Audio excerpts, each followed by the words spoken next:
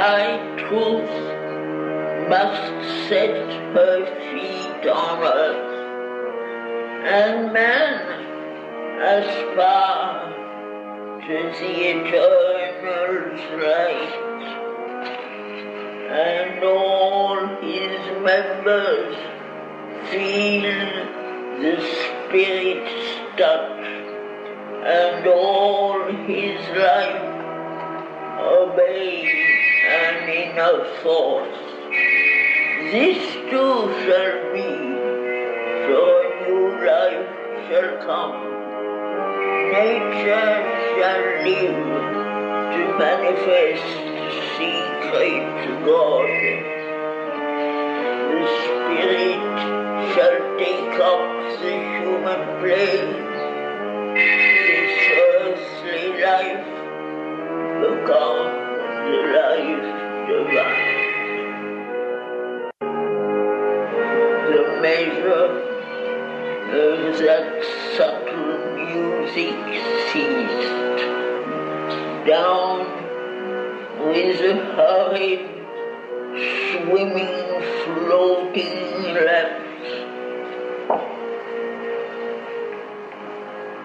through unseen world and bottomless spaces forth, sank like a star the soul of Savitri. Pursuing her in her fall, implacably sweet, a face was over her which seemed a youth's symbol of all the beauty I see not, crowned as with peacock plumes of gorgeous hue,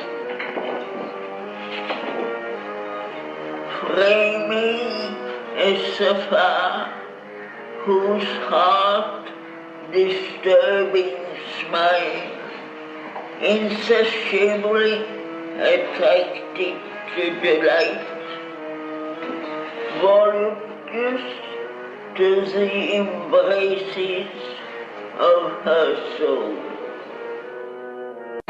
Changed in its shape, yet rapturously the same, it grew a woman's dark and beautiful, like a mooned night with drifting star gemmed cloud, a shadowy glory and a stormy depth, turbulent in will and terrible in love, eyes in which nature's blind ecstatic light sprang from some spirit's passionate contempt, missioned her to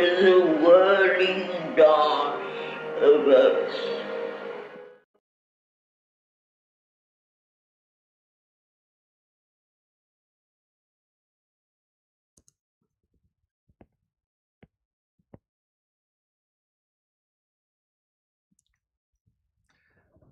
Okay, good morning.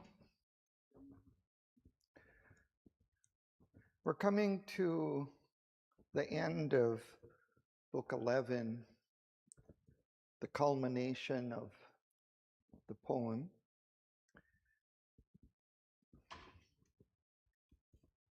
The Godhead is prophesizing what is to come on earth with the advent of the supermind. So he has been describing the life divine to come, the transformation of the earth, the transformation of humanity.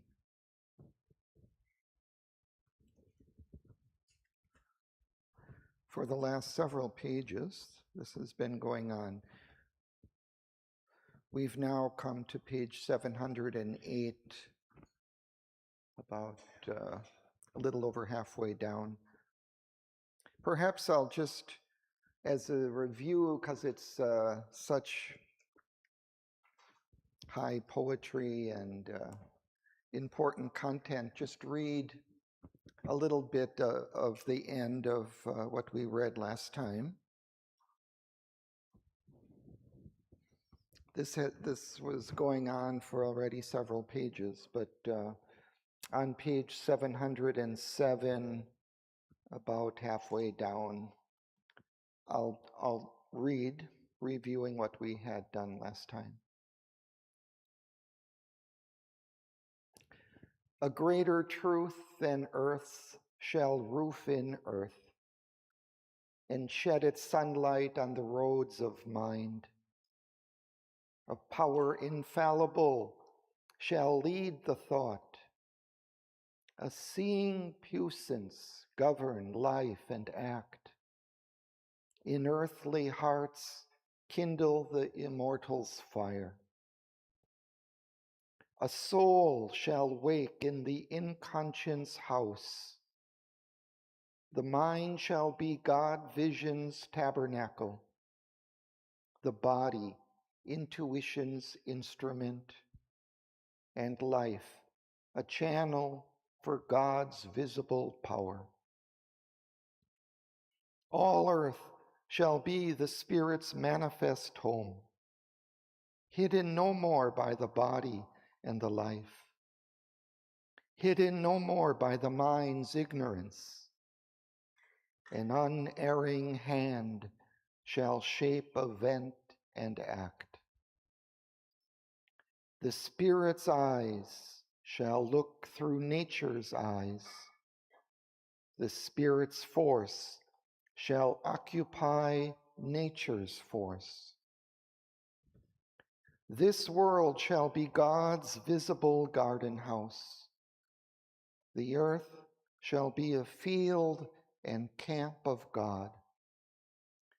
Man shall forget consent to mortality and his embodied frail impermanence. This universe shall unseal its occult sense. Creation's process change its antique front, and ignorant evolution's hierarchy release the wisdom chained below its base. The Spirit shall be the master of his world, lurking no more in form's obscurity, and nature shall reverse her action's rule. The outward world disclose the truth it veils. All things shall manifest the covert God. All shall reveal the Spirit's light and might, and move to its destiny of felicity. Even should a hostile force cling to its reign and claim its right's perpetual sovereignty, and man refuse his high spiritual fate, yet shall the secret truth in things prevail. For in the march of all fulfilling time, the hour must come of the transcendence will. All turns and winds towards his predestined ends in nature's fixed, inevitable course, decreed since the beginning of the worlds in the deep essence of created things. Even there shall come as a high crown of all the end of death, the death of ignorance.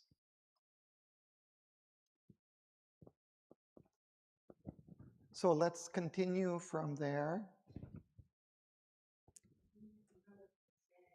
So, Sudanya. Oh.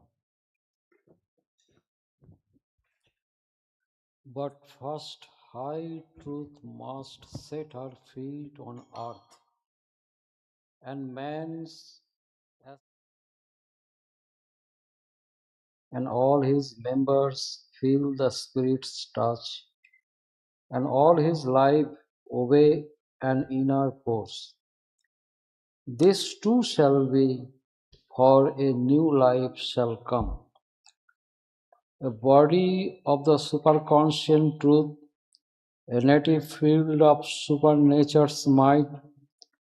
It shall make earth's nescient ground truth's crony, make even the ignorance a transparent robe, through which shall shine the brilliant limbs of truth, and truth shall be a sun on nature's head, and truth shall be the guide of nature's step, and truth shall gaze out of her nether deeps, when Superman is born as nature king.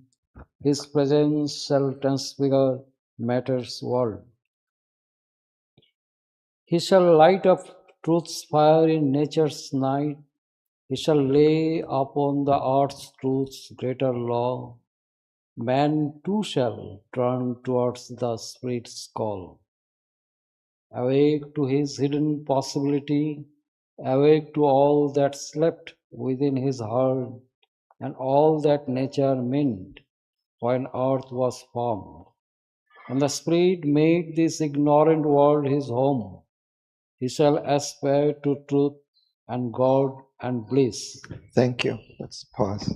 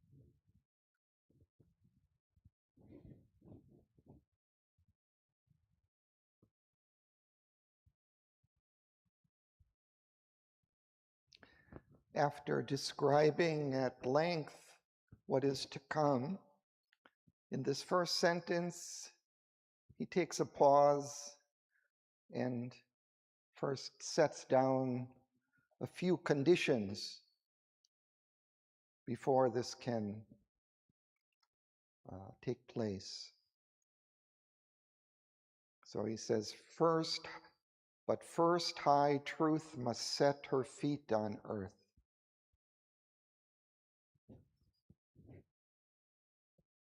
And suggests to me this descent of the supermind into the earth consciousness,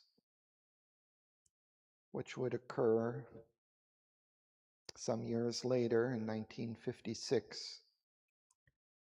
That truth consciousness, the supermind, has to be established in the physical consciousness of the earth. And man aspire to the eternal's light. So it suggests this another condition that man must cooperate in this endeavor.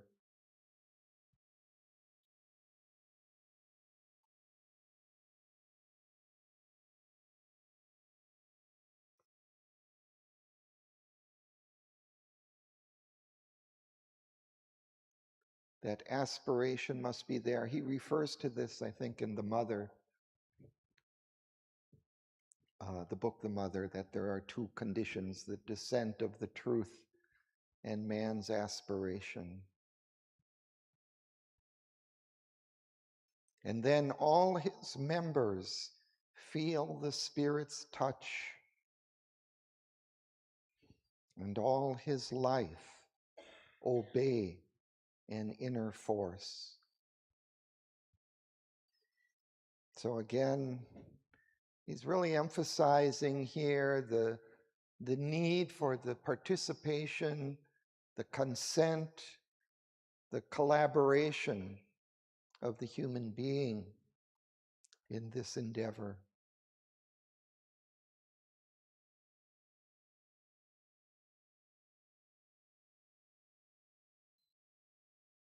But then he continues with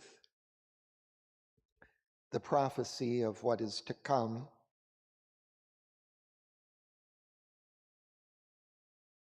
Well, first he says, this too shall be. So he's saying this will occur. And then insists, for a new life shall come. So he's saying it's going to happen, it's decreed.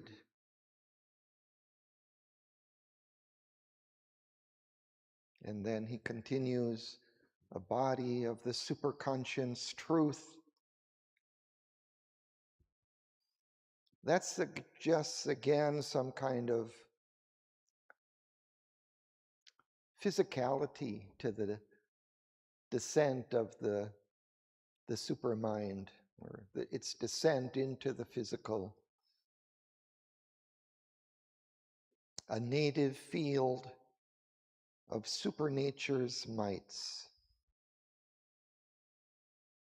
It will create a field for the supramental possibilities to be played out and realized on earth.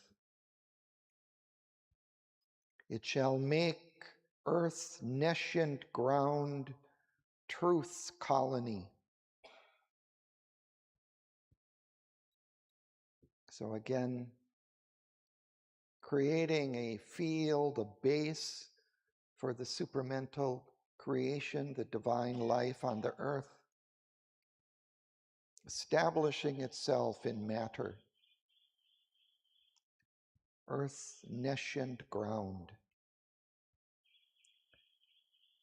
and make even the ignorance a transparent robe, through which shall shine the brilliant limbs of truth. So even the ignorance will be changed into just a covering, a transparent covering of the deeper truth within.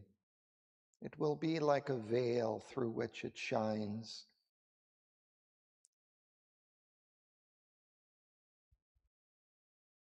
And then the truth shall be a sun on nature's head. Suggests that its greater radiance and light and power will be visible at the heights of the transforming earth, whereas perhaps below at certain levels, the ignorance will be there, but still allowing the light of the truth to shine through. At the top, the truth shall be like a sun.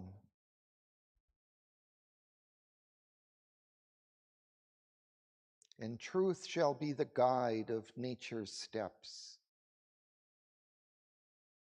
It will be leading the evolutionary development of the earth consciousness. And truth shall gaze out of her nether deeps. Again, it suggests this supermind which is there now hidden within matter, within the subconscient and inconscient base. The supermind is there, but it's obscured. But as this develops, as this supramental transformation comes, it shall shine out even from those depths.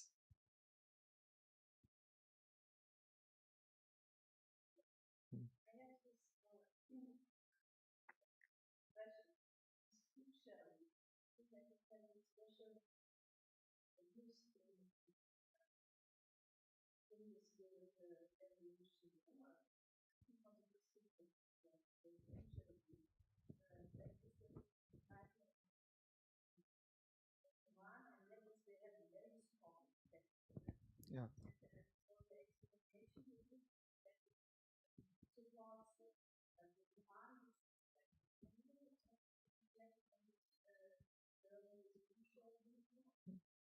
Well, I think just as you say, it's an insistence that all of this that he's describing is going to come, and nothing is going to prevent it. He will elaborate, he's going to elaborate that, I think, some more in the coming page or two. But he's saying all of this shall come. And here he's referring specifically to this collaboration of humanity, which he had been describing in the previous sentence.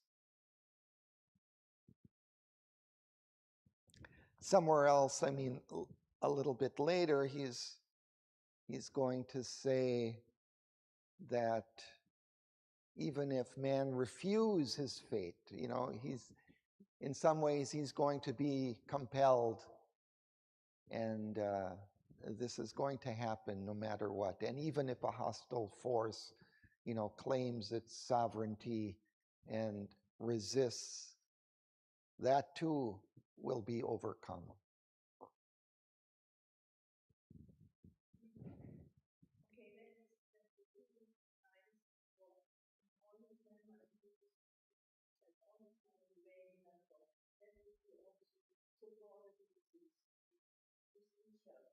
Yeah, he's saying all of those things shall come.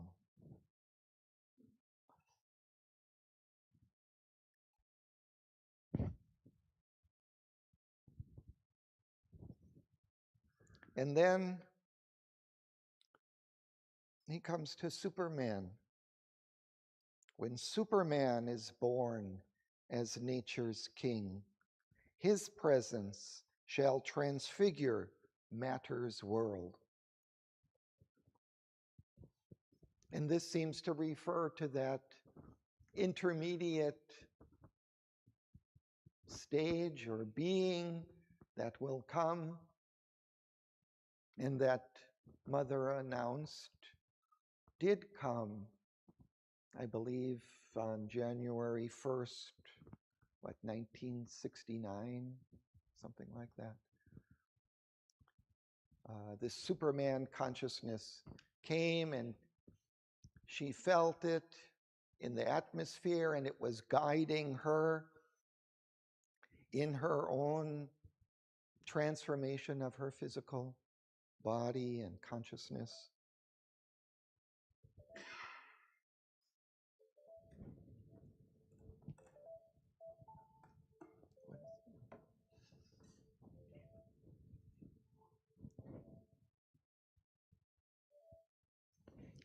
So that, and she talked about how powerful and benevolent of a consciousness it was. It just had absolute power. She described it as if the earth was like a ball in its hand, something immense. So that presence will help in this transformation of the earth consciousness. He shall light up truth's fire in nature's night. He shall lay upon the earth truth's greater law.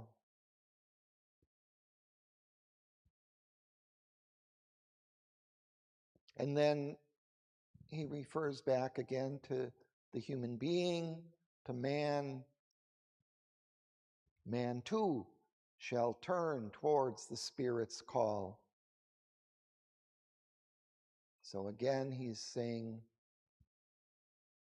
humanity will collaborate in this transformation. And I think it suggests too that this Superman consciousness has this special kind of close relationship to humanity. That transitional being is there to lead humanity to cross that transition from the human being to the supramental being. So it is there aiding and leading mankind to that higher transformation.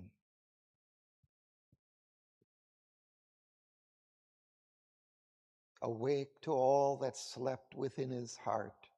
Here he's referring to humanity. And all that nature meant when earth was formed. And the Spirit made this ignorant world his home. He shall aspire to truth and God and bliss.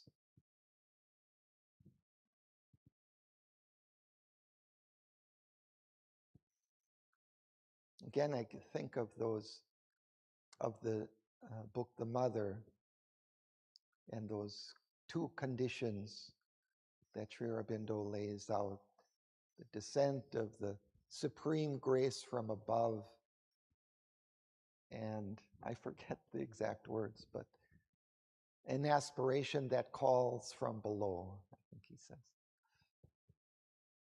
And he uses that aspiration, that word here and previously. We have to aspire.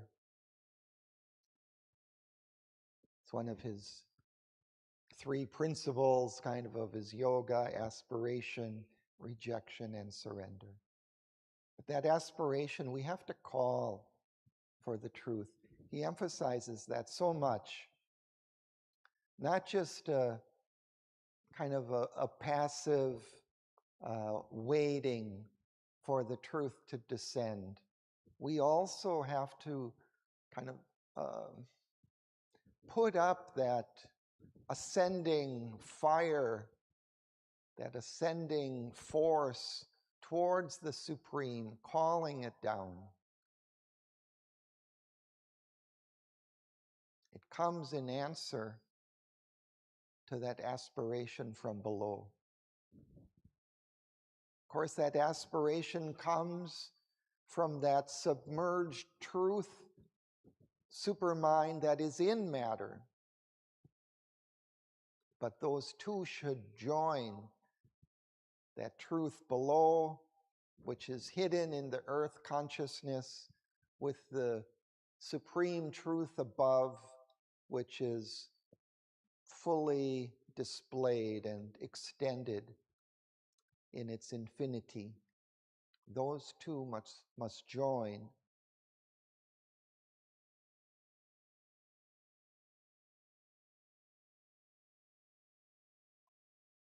Let's continue.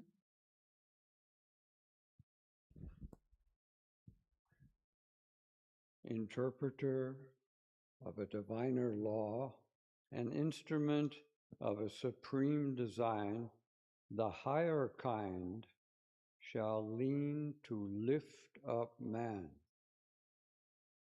Man shall desire to climb to his own heights. The truth above shall wake another truth. Even the dumb earth become a sentient force. The spirit's tops and nature's base shall draw near to the secret of their separate truth and know each other as one deity. The spirit shall look out through matter's gaze, and matter shall reveal the spirit's face. Then man and Superman shall be at one, and all the earth become a single life. Even the multitude shall hear the voice and turn to commune with the spirit within and strive to obey the high spiritual law. This earth shall stir with an impulse sublime. Humanity awake to deepest self. Nature, the hidden Godhead, recognize. Thank you. Let's pause.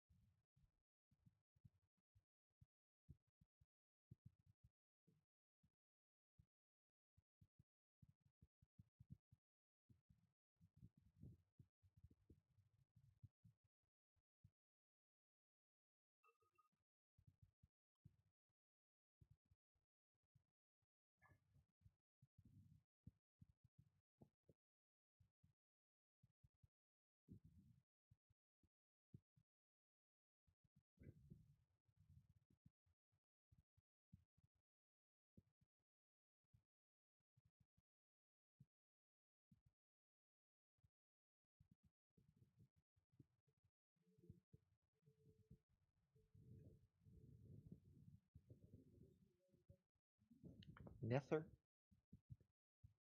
Nether is below. From below.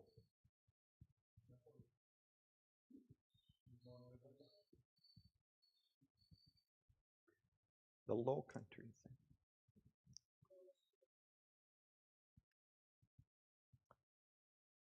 So here he seems again to be referring to this Superman, this human-born being on earth who has realized the supramental consciousness, which is operating through him or her. So that Superman or Superwoman will be the interpreter of a diviner law, an instrument of a supreme design. This higher kind shall lean to lift up man. Man shall desire to climb to his own heights. So again, it suggests this higher being, the Superman, will be helping, guiding, leading, enlightening mankind.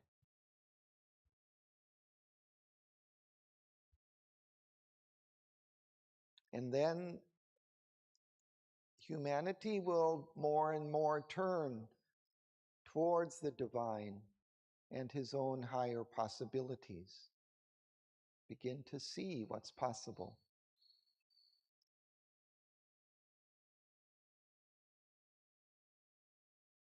And then this idea again of the supreme truth above and the supreme truth that is hidden within matter. The truth above shall wake a nether truth. Even the dumb earth become a sentient force. So that supramental consciousness is there within matter, and it will wake up.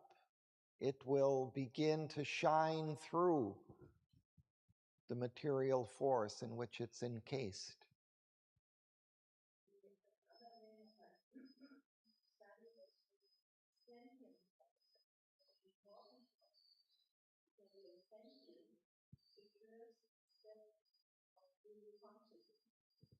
Yeah, sentient is kind of conscious and awake, right?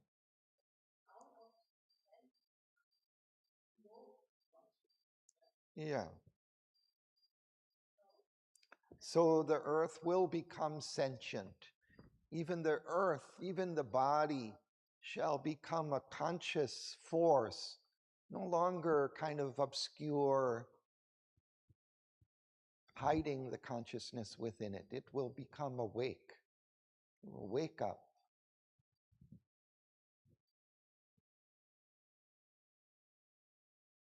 The spirit's tops and nature's base shall draw near to the secret of their separate truth and know each other as one deity.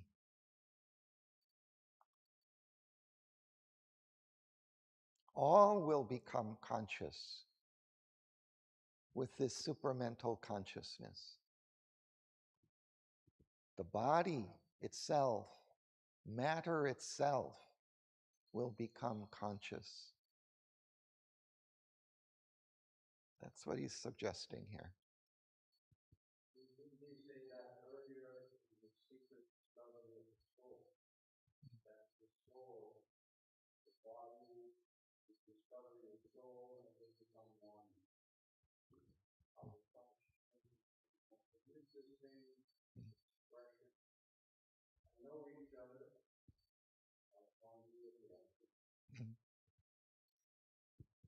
Yeah, I think those are kind of parallel truths, the body and soul, and these truths above and below. The soul also is a kind of a representative, a spark of the divine truth within nature, within all things.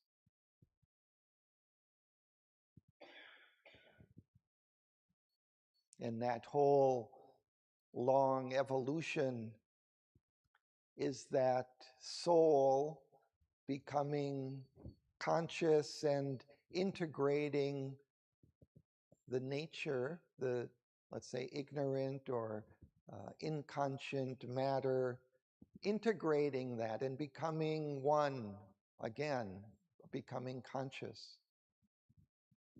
So these are I think, parallel ideas or principles, like you say.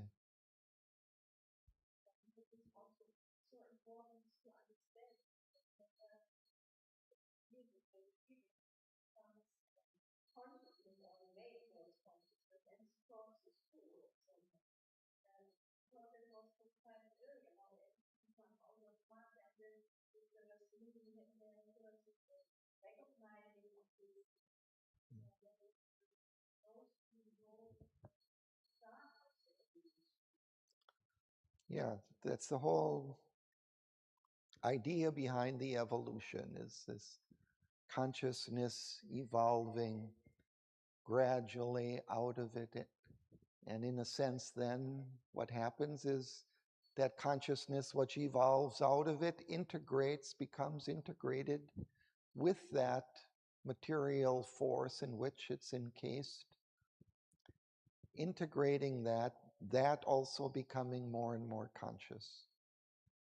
just like our living tissues are, partly conscious. It's not just like a inert stone anymore when, our fingertips, and it has a sensitivity and ability to feel and to, to sense what's happening. There's a consciousness there. But here it's something much more than that.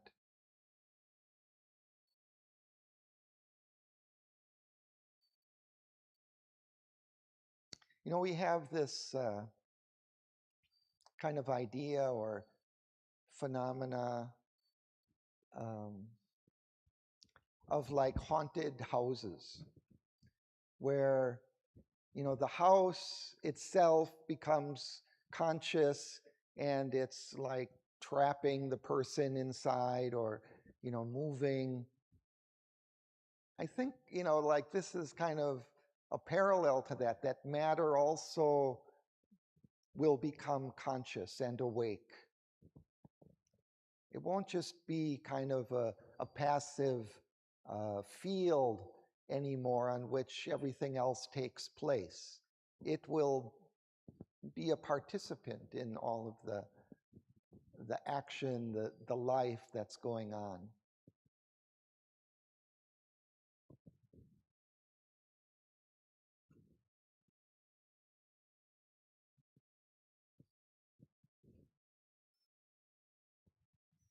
The spirit shall look out through matter's gaze, and matter shall reveal the spirit's face.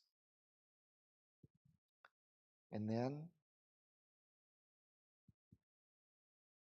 man and superman shall be at one, and all the earth become a single life.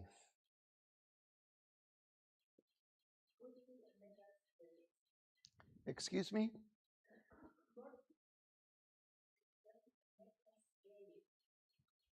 Yeah, that's kind of what I'm suggesting with what I was saying, that the matter itself shall be a conscious, shall be awake.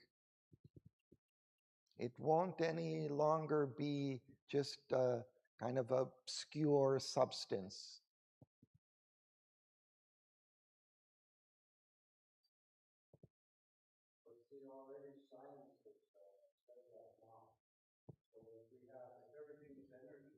Yeah.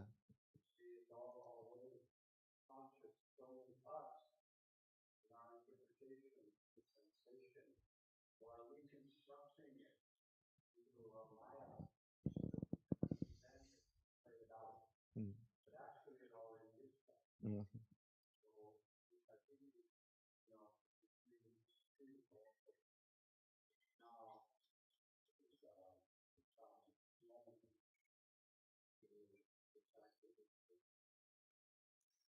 Yeah. So you're saying that science has also discovered that, or is in the process of discovering that matter and consciousness are one and unified. In other words, matter is consciousness. And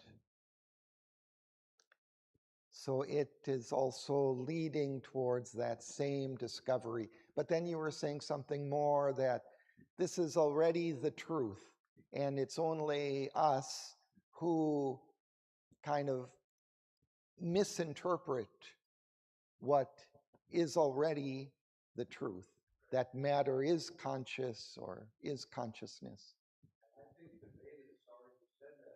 Mm.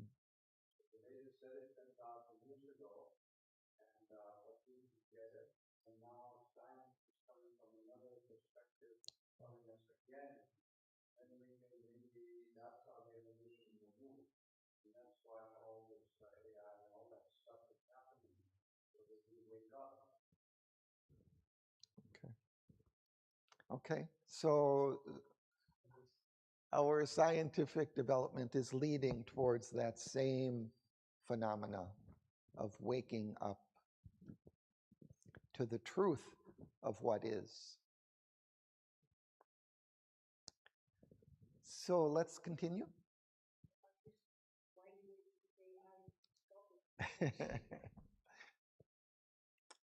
Okay, let's continue.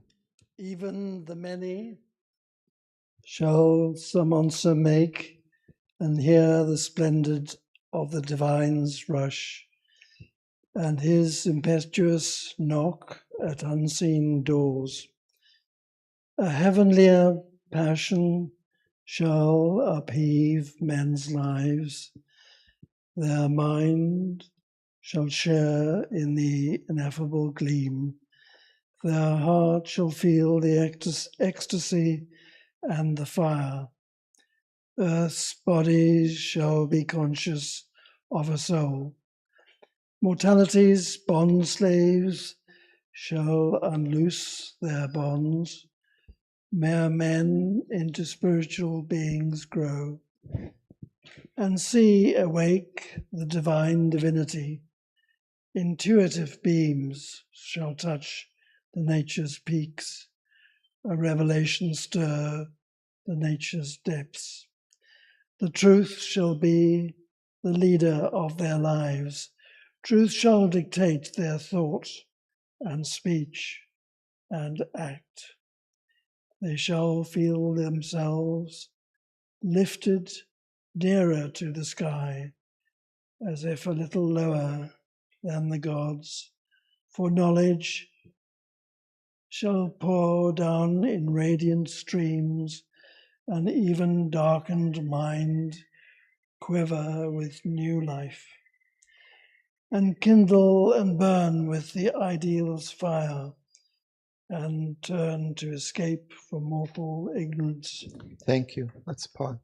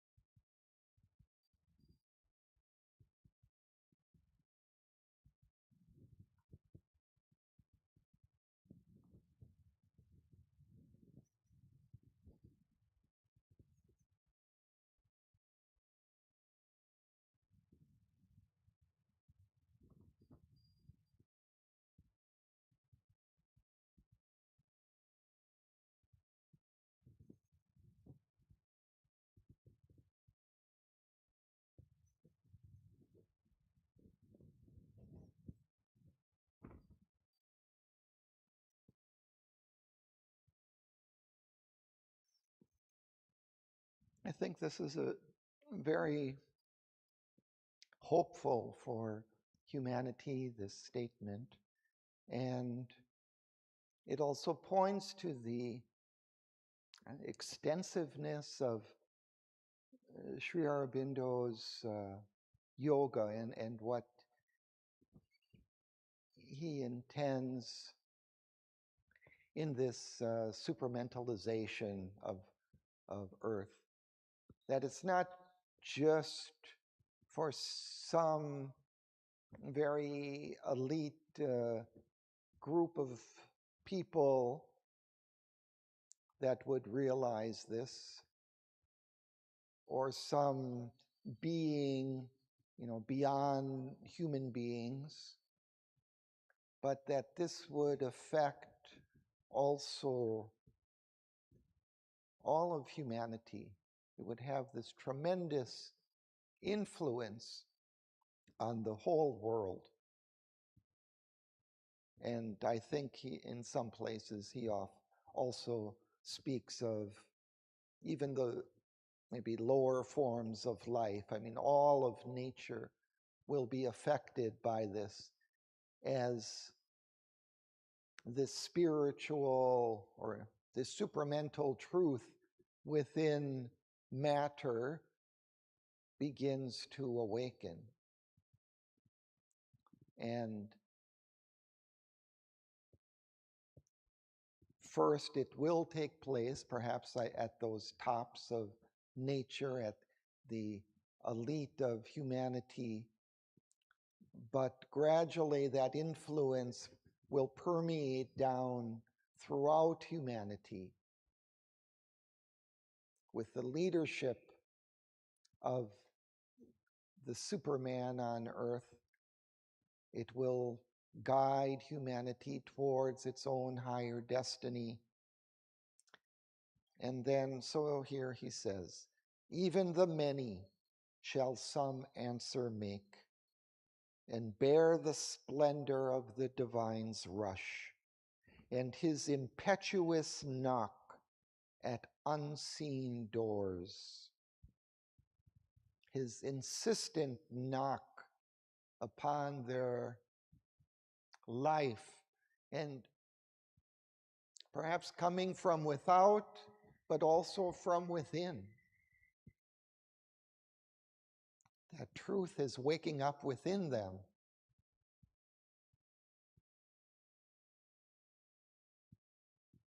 A heavenlier passion shall upheave men's lives. Their mind shall share in the ineffable gleam. Their heart shall feel the ecstasy and the fire. From within, they will feel this powerful, upsurging fire of aspiration.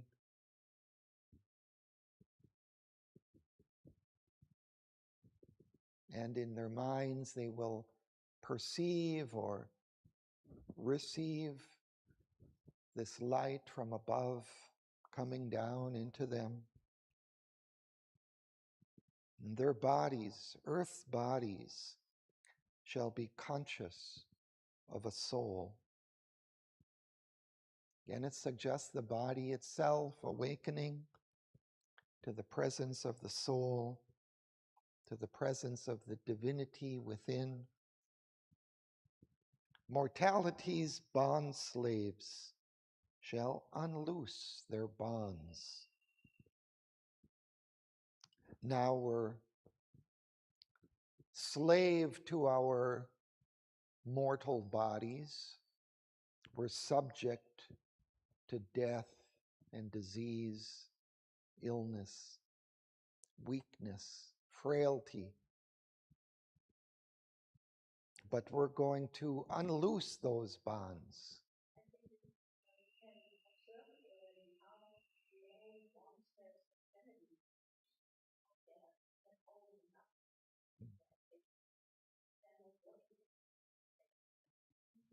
The bonds are loosening everywhere, yeah. And we see it. B was referring to, development of science and how, but also that also plays a role because we see how medicine is gradually unloosing the bonds of illness, and even they're looking into the possibilities of immortality in the physical. But surely they're extending the life, extending the health of human beings. Mere men into spiritual beings grow, and see awake the dumb divinity. It's an interesting turn of phrase here, but it suggests to me, again, the waking up of the divinity within matter. They will see the dumb divinity, the kind of unresponsive or unconscious divinity within matter, wake up, become awake, matter becoming awake. intuitive beams shall touch the nature's peaks. He has spoken in a number of places, I think, of how intuition would become a more prominent power in the human mind, in the human consciousness.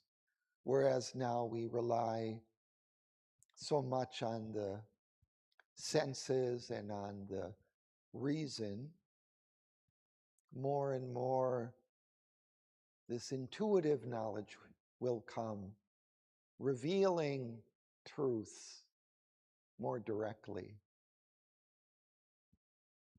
A revelation stir the nature's depths. These are powers of supermind, but also of the higher levels of the spiritual mind, this intuition and revelation. Ultimately, they are powers of supermind, but they are also translated in more diminished forms in the higher reaches of the spiritual consciousness. The truth shall be the leader of their lives. Truth shall dictate their thought and speech and act.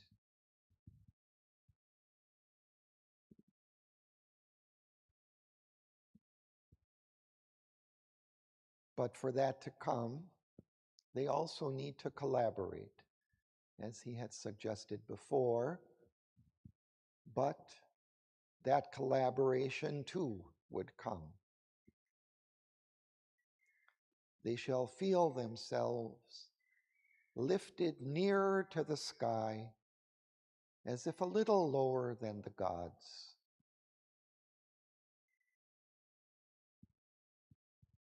For knowledge shall pour down in radiant streams, and even darkened mind quiver with new life, and kindle and burn with the ideal's fire.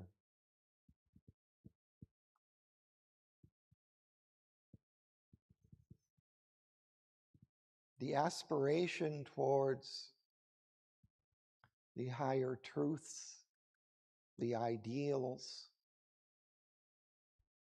of a divine life, that's going to ignite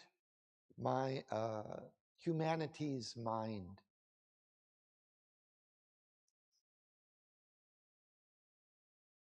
And turn to escape from mortal ignorance.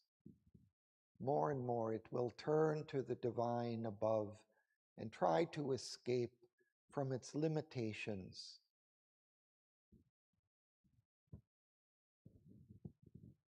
Let's continue.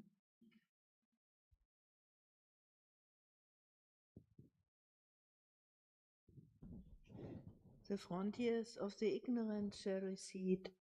More and more souls shall enter into light.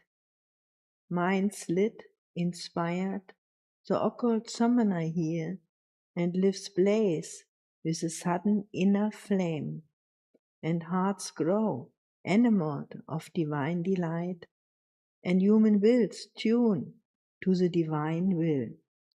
These separate selves the spirit's oneness feel.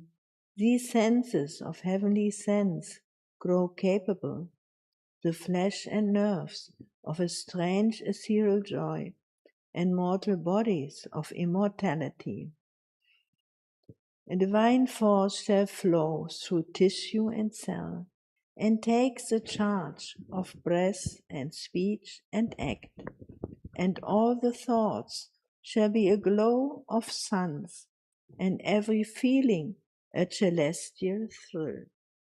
Often a lustrous inner dawn shall come, lightening the chambers of the slumbering mind.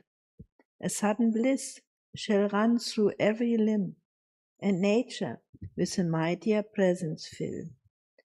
Thus shall the earth open to divinity, and common natures feel the wide uplift Illumine, common acts with the Spirit's ray, and meets the deity in common things. Thank you. Let's pause.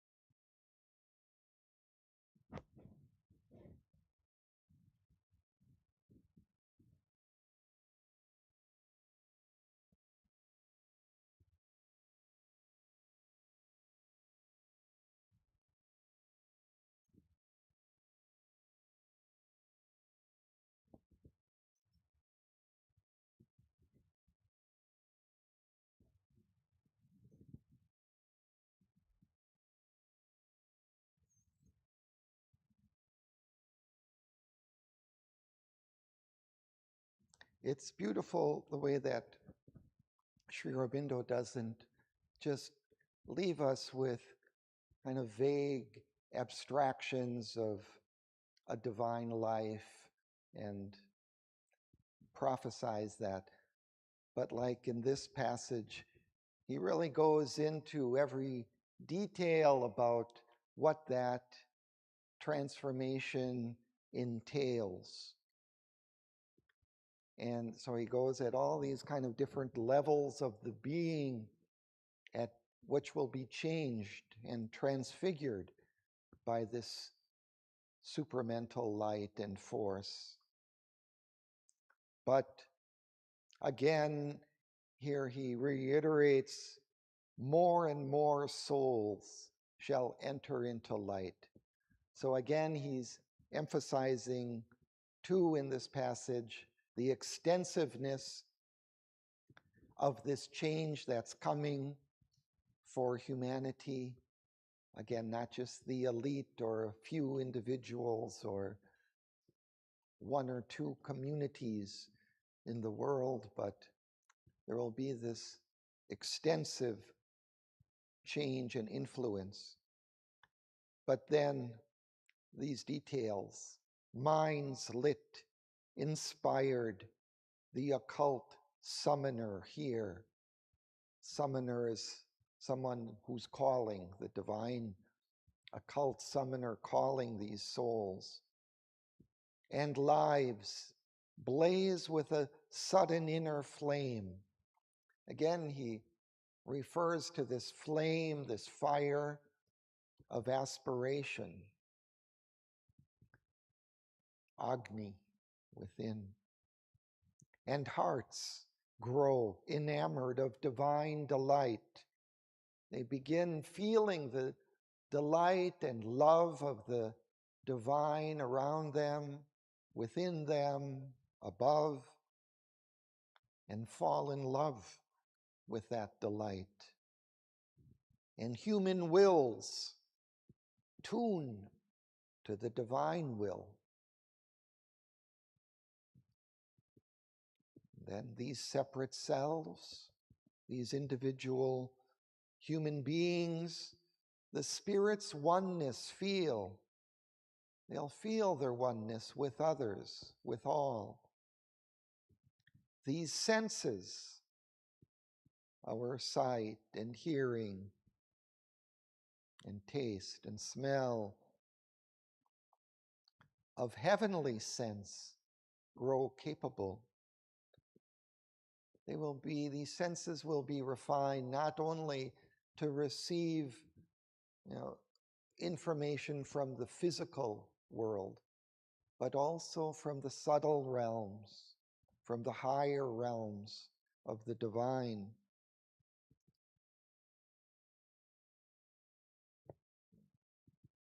Eh, eh, hmm?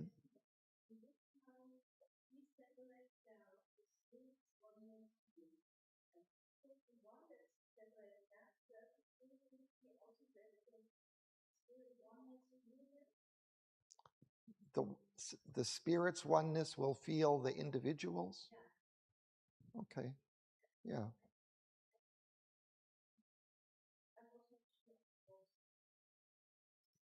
The way he puts it is the other way, but I think it's both. The spirit within feels also its oneness with these individuals.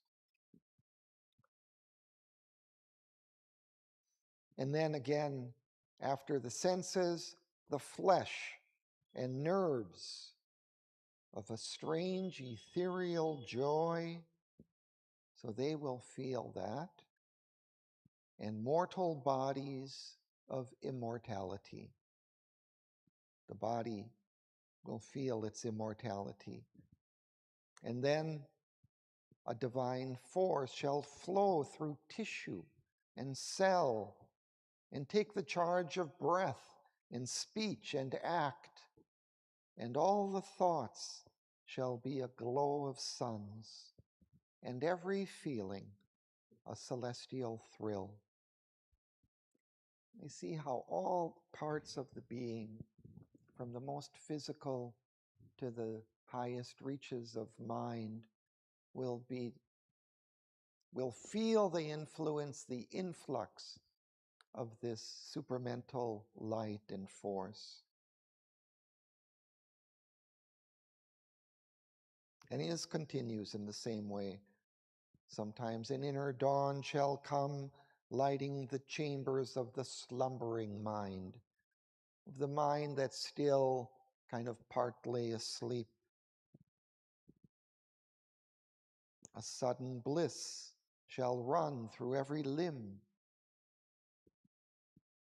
And then he extends it, widens it, the influence, and nature with a mightier presence fill. It suggests a wider nature, all of nature will begin to feel this influx of the supramental force coming from above and awakening from within. Then shall the earth open to divinity, and common natures feel the wide uplift, illumine common acts with the Spirit's ray, and meet the deity in common things. See how he repeats this common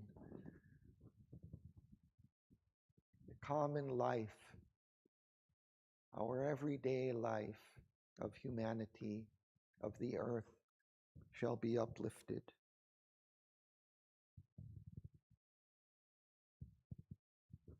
We should have finished this last 3 lines. I'll just finish them. Nature shall live to manifest secret God. So again, all of nature. The spirit shall take up the human play. This earthly life become the life divine. So that's kind of the final lines of the supreme being's prophecy for the earth and a life divine manifesting here on earth.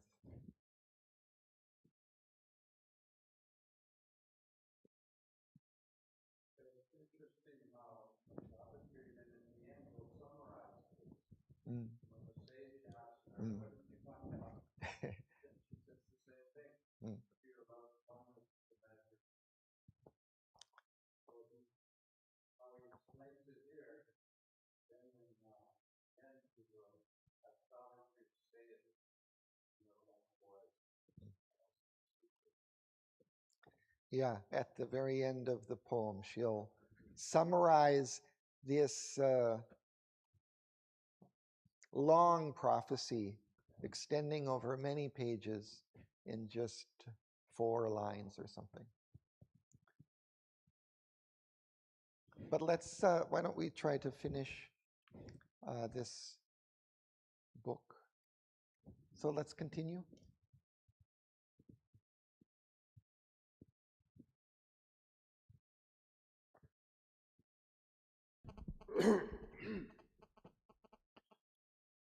The measure of that subtle music ceased. Down with a hurried swimming floating lapse, through unseen worlds and bottomless spaces forced, sank like a star the soul of Savitri. Amidst the laughter of unearthly lyres, she heard around her nameless voices cry, triumphing, an innumerable sound. A choir of rushing winds to meet her came. She bore the burden of infinity and felt the stir of all ethereal space. Pursuing her in her fall, implacably sweet, a face was over her which seemed a youth's, symbol of all the beauty eyes see not, crowned as with peacock plumes of gorgeous hue, framing a sapphire, whose heart-disturbing smile insatiably attracted to delight, voluptuous to the embraces of her soul. Thank you.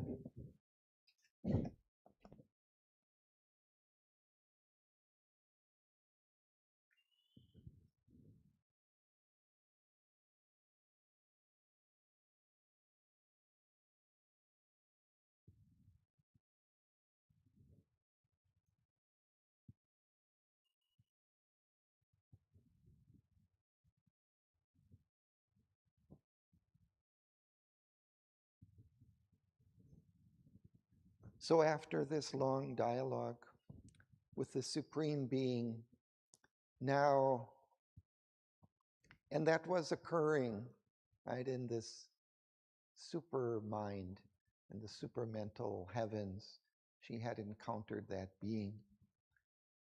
And now her soul sinks back towards earth, down with a hurried, swimming, floating lapse. And she's passing through these intervening planes, worlds, through unseen worlds and bottomless spaces forced. Sank like a star the soul of Savitri. And then she's hearing these sounds as she falls amidst a laughter of unearthly lyres. These are these like simple harps. She heard around her nameless voices cry, triumphing and innumerable sound. So it's as if the beings of those realms somehow already feel the victory, the coming of the divine, of the supermental light down into, through those worlds, into the world of matter.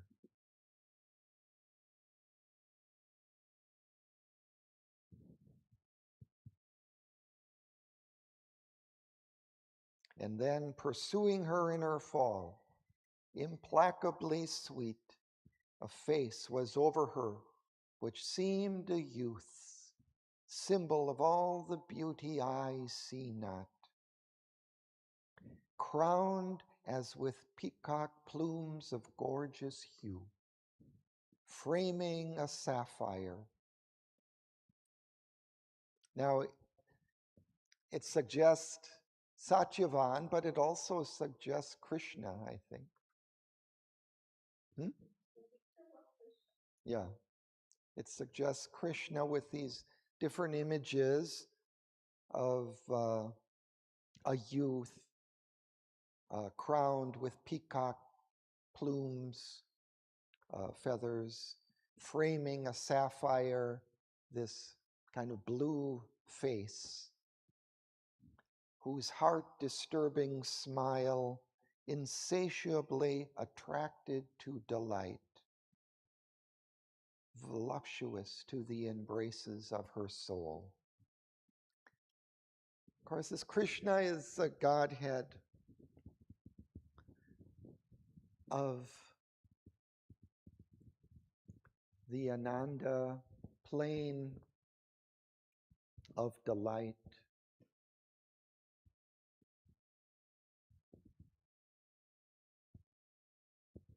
But also,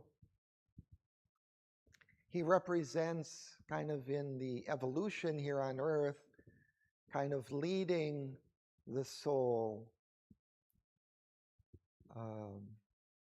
from overmind, in which he manifested, up towards supermind. So this was what this consciousness descended into Sri Aurobindo in 1926, and he says, into Sri Aurobindo's body to assist in this supramental realization. And Sri Aurobindo described him as the Godhead of the Ananda Mayi, leading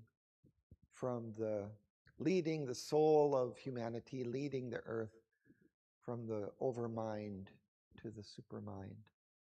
So he's assisting in this evolution. So anyway, she's falling with him, his soul.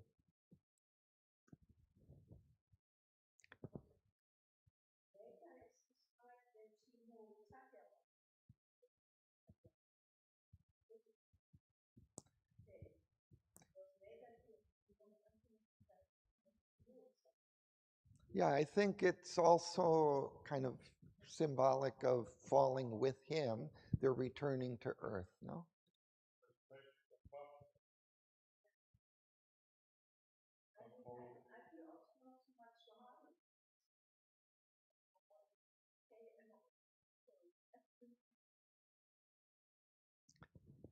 Can we continue?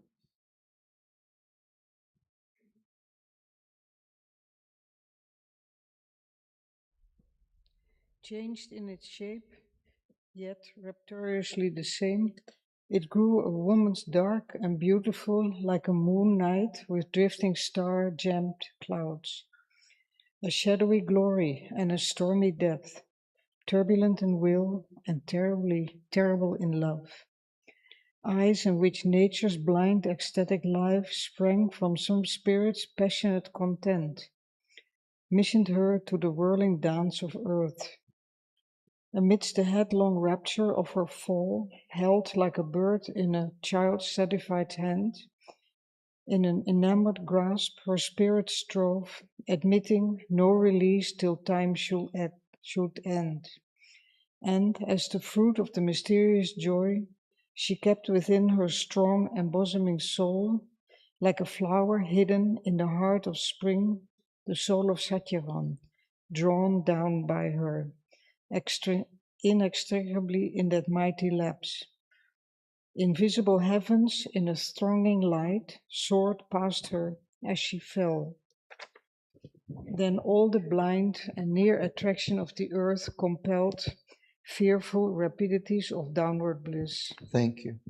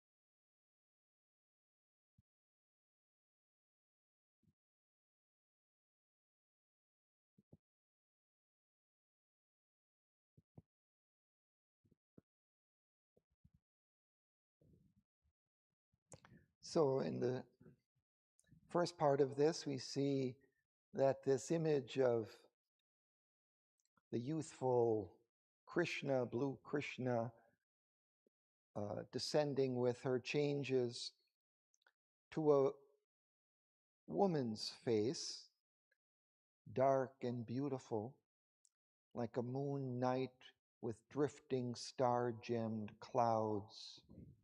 So it suggests Kali, Krishna and Kali, two different kind of aspects. This one, a shadowy glory and a stormy depth, turbulent in will and terrible in love.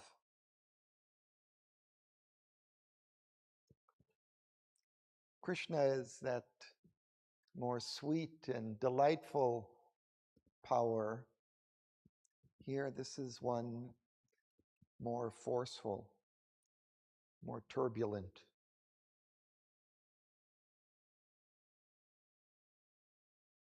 Eyes in which nature's blind, ecstatic life sprang from some spirit's passionate content,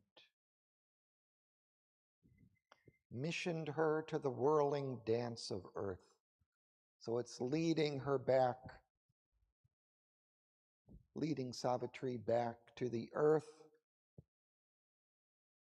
And then, amidst the headlong rapture of her fall, held like a bird in a child's satisfied hands, in an enamored grasp, her spirit strove, admitting no release till time should end. So she's holding something in her hands like a bird.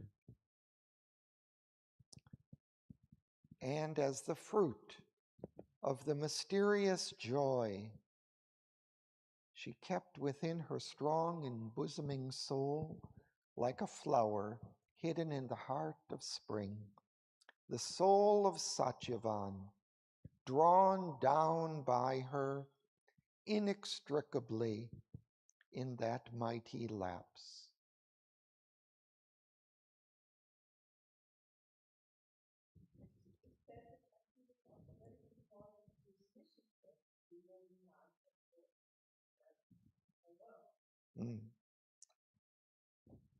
Yeah, she's being kind of forced or led back down to the earth, missioned by this force. That was her mission, as she would say, to uplift the world to light and divine love. We came on this earth, Satyavan and Savitri. She was insisting all along to return to earth with Satyavan. And now she is doing that, holding him in her soul. And she falls back to earth. And near attraction of the earth compelled, fearful rapidities of downward bliss.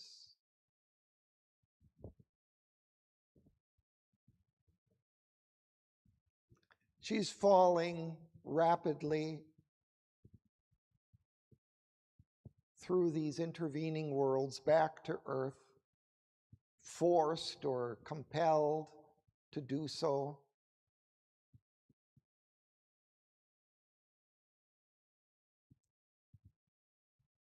Let's just read one last passage.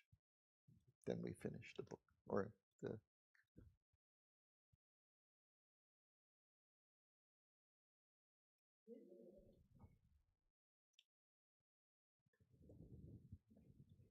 Then Lost. A timeless plane, that one?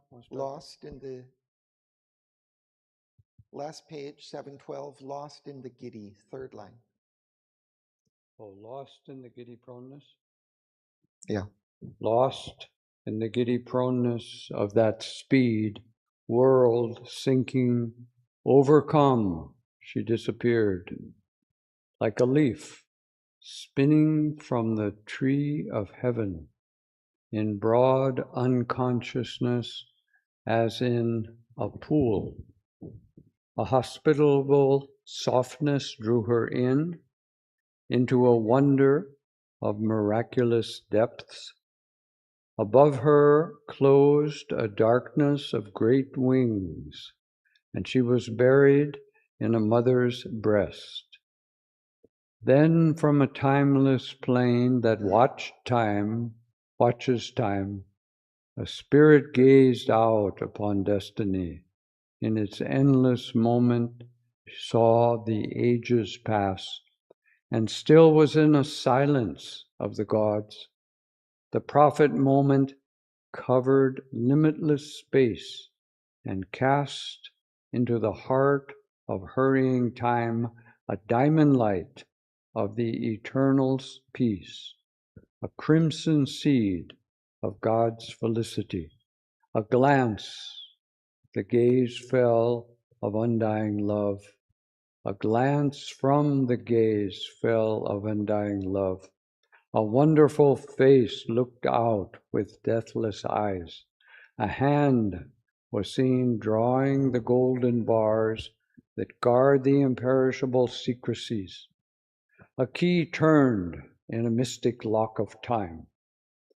But where the silence of the gods had passed, a greater harmony from the stillness born, surprised with joy and sweetness yearning hearts, an ecstasy and a laughter and a cry, a power leaned down, a happiness found its home. Over wide earth brooded the infinite bliss. End of Book 11.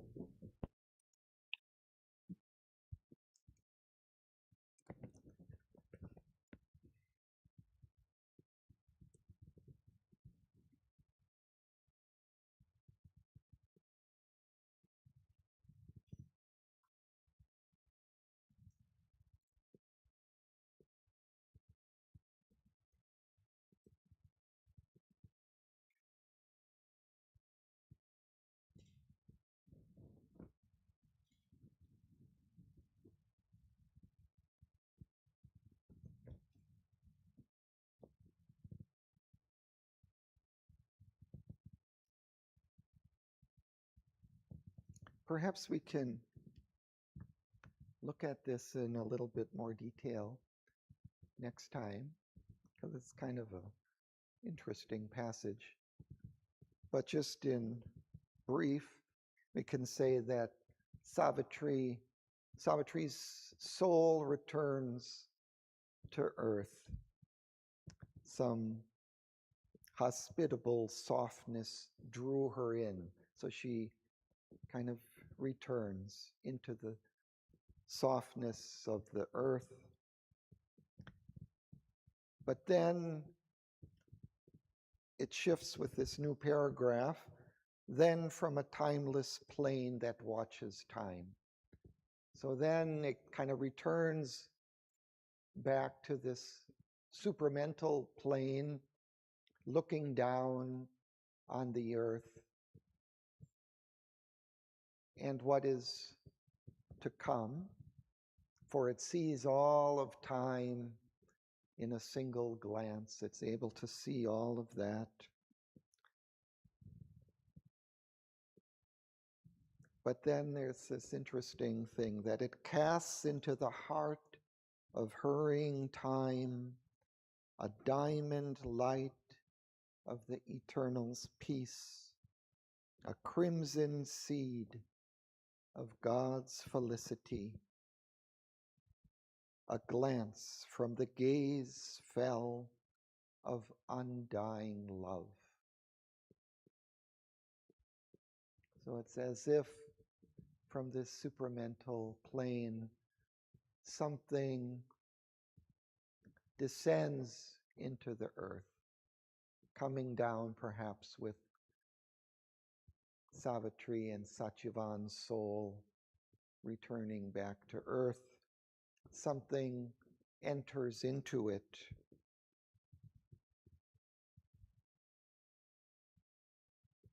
And then a hand was seen drawing the golden bars that guard the imperishable secrecies. A key turned in a mystic lock of time.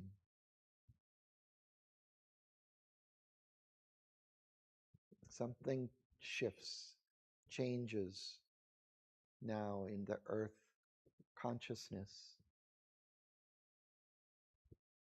It's pulling back the golden bars, the bars kind of behind which stand the super mind and its light and force. They're being pulled aside, allowing the light and force to enter into earth.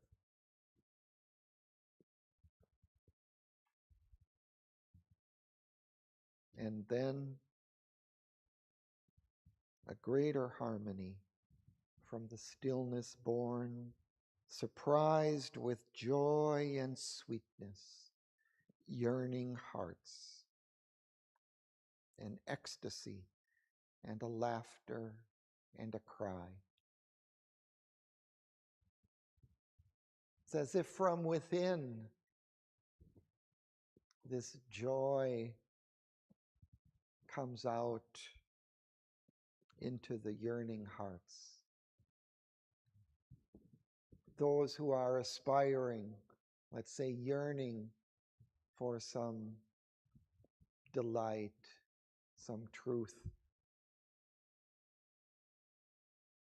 A power leaned down, a happiness found its home. Over wide earth brooded the infinite bliss.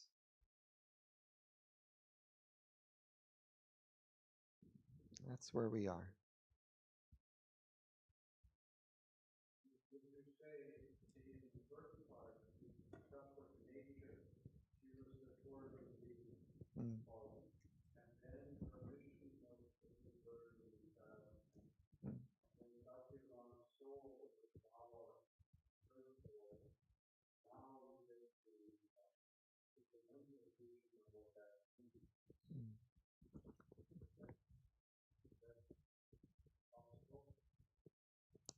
Yeah, first there are these images of her descending,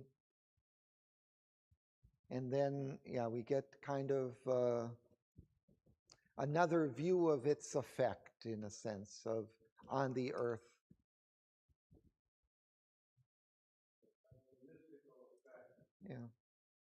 Yeah, that's put into different terms. We see the souls descending, and then we see the crimson seed sown kind of in the earth.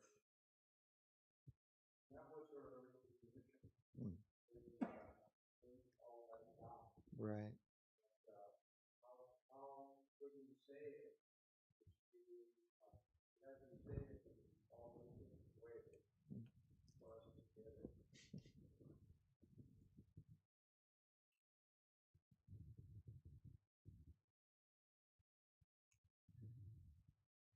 Yeah, it's a beautiful close to that long canto of the prophecy of what is coming. There he describes it in vivid, extensive detail. And here he again kind of brings it down into a few simple images and explanations.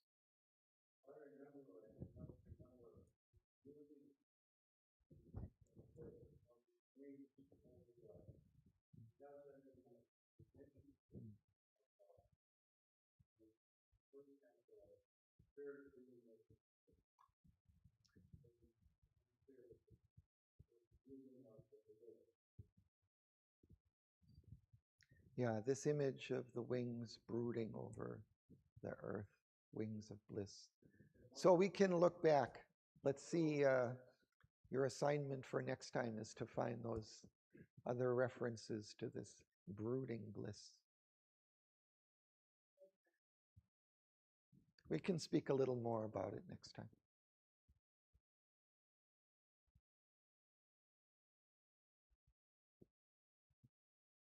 She kept within her strong, embosoning soul, like a flower hidden in the heart of spring.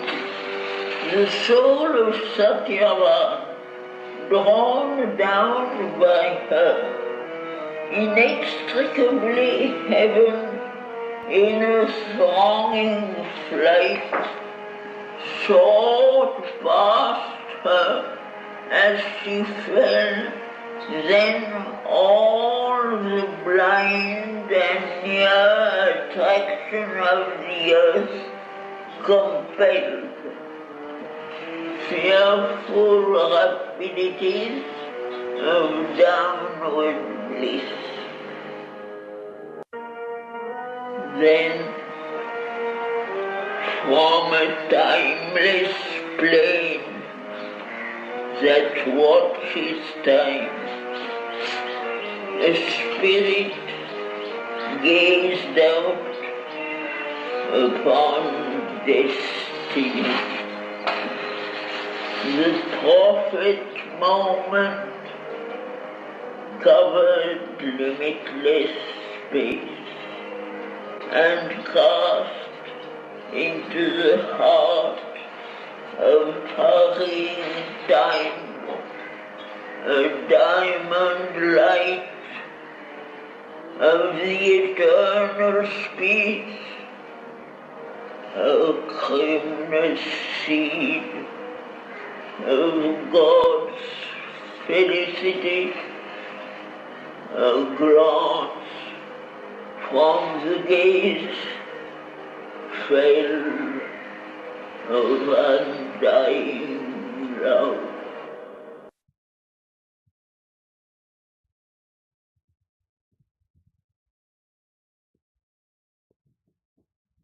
Thanks to Sri Aurobindo.